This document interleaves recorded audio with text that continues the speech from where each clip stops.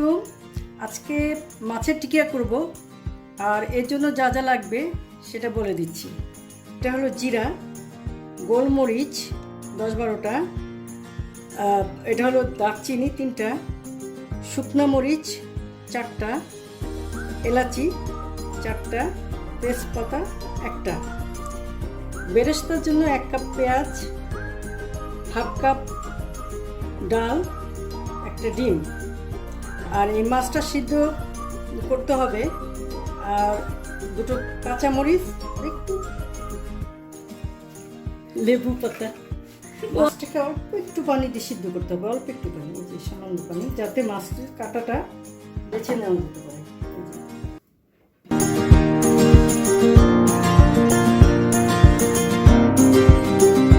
সেই 2-3টা কাঁচামরিচ, সামান্য একটু আদা রসুন, সামান্য, বেশি না, এই যে একটু আদা রসুন আর একটু আদা,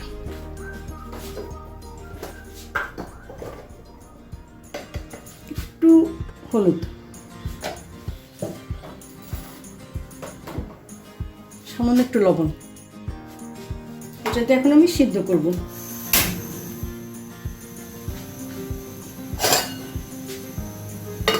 আমি হাফ কাপ ডাল সিদ্ধ করে নেব, সামান্য একটু লবণ দিয়ে।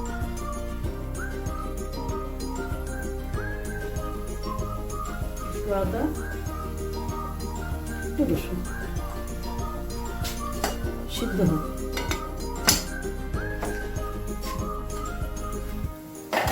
ডালটা সিদ্ধ হয়ে গেছে, এই যে ঠিক এরকম সিদ্ধ হবে।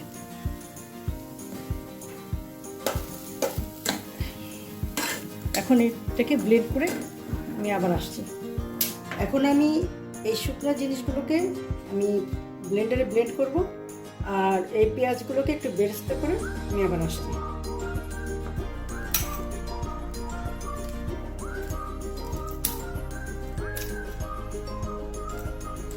মরিচ করে একটু ছোটো করে কেটে দিলে গুঁড়াটা ভালো মতন হবে।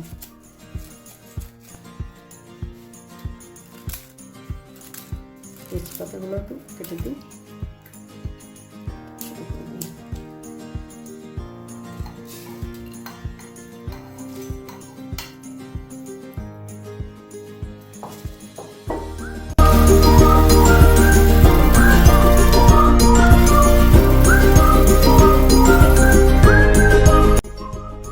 পেঁয়াজ বেরেস্তাটা করার জন্য পরিমাণ মতো তেল দিই। তেলটা গরম হলে পেঁয়াজটা দিচ্ছি। এখন পেঁয়াজগুলো ঢেলে দিই।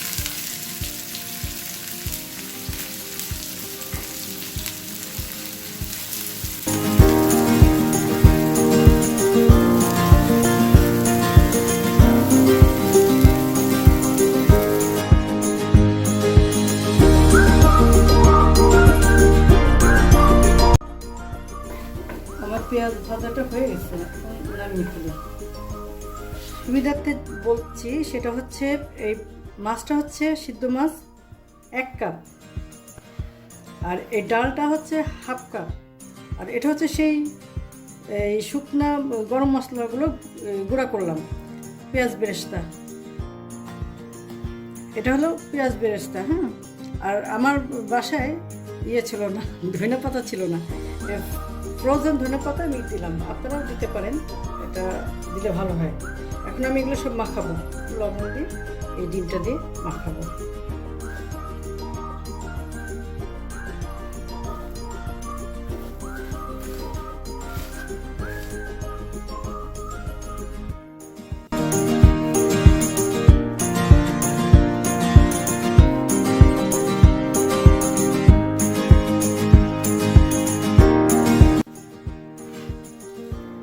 মাছের টিকিয়াটা ভাজার পর কেউ বুঝতেই পারে না যে এটা মাছের টিকিয়া। সবাই বলে এটা কি গরুর গোশতের টিকিয়া।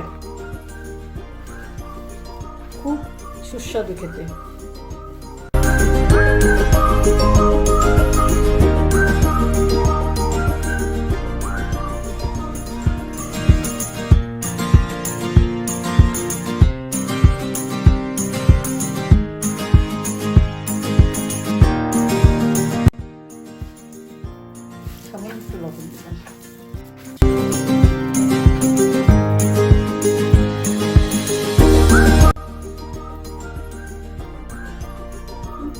করে শেপ করলাম।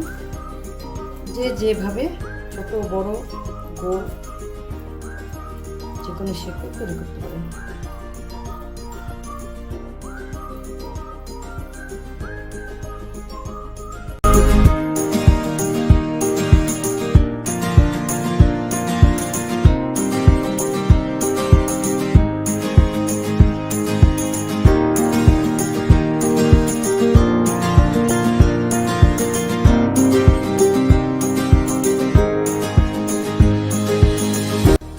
আমি মাছের টিকিয়াগুলো এখন ভাজবো তেল দিই ভাজার জন্য।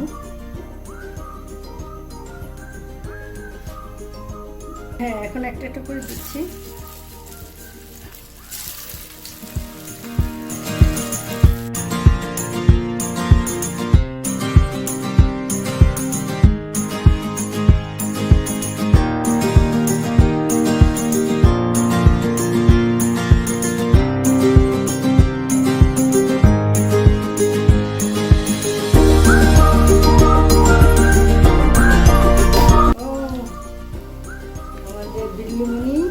দেখো দেখো দেখো, আমাদের ঘরে সবচেয়ে কনিষ্ঠ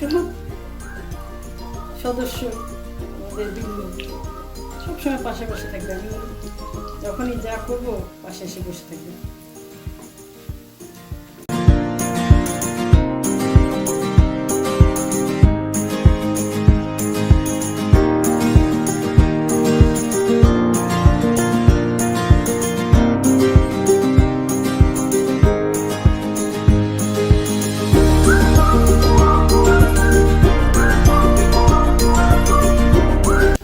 হয়ে গেছে, পরিবেশনের জন্য রেডি।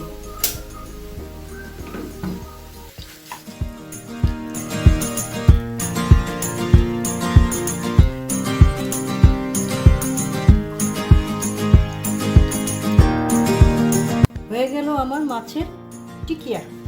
আপনারাও ট্রাই করুন। নেক্সট আবার দেখা হবে। আল্লাহ হাফেজ।